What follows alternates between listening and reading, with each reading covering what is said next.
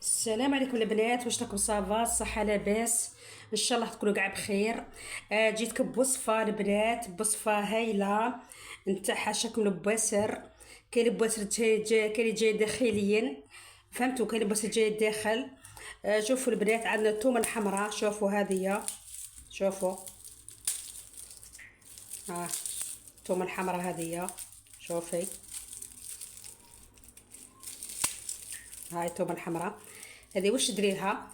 غسليها مليح، غسليها هكذا، غسليها مليح في الماء هكذا، غسليها بالماء مليح وديريها طيب كيما راهي بقشورها.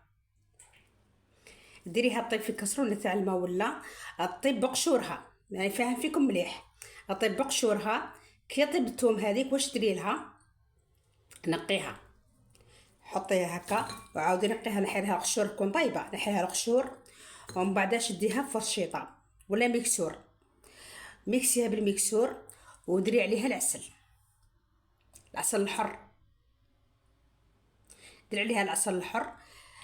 خياتي من الصباح للصباح، كي تجي تفطروا الصباح ولا كي تجي ترقدوا في الليل، يعني من الافضل مع الصباح تفطروا بها الصباح. ديري في بلاره كيما هكذا وعودي من الصباح الصباح تفطري به. البنات ضربه بضربه للبواسر، وين يكونوا البواسر يروحوا. ها الثوم، اسكو الثوم راهي كاينه، الله يبارك خير بلادنا راه على راسو، فهمتوا؟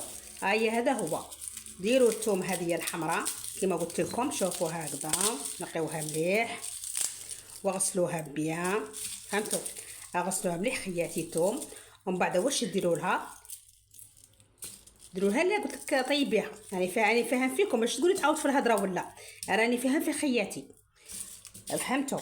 ومن بعد قلت لك طيبوها ووسوها في العسل، شمخيها في العسل، بيتيها في العسل، هيا اختي وفطري بها ورجعي لي بالخبر، فهمتوا البنات؟ ورجعوا لي بالخبر، ضربه بضربه يا البنات. هيا جربوها ويعطيكم بالصحه وبقاو على خير.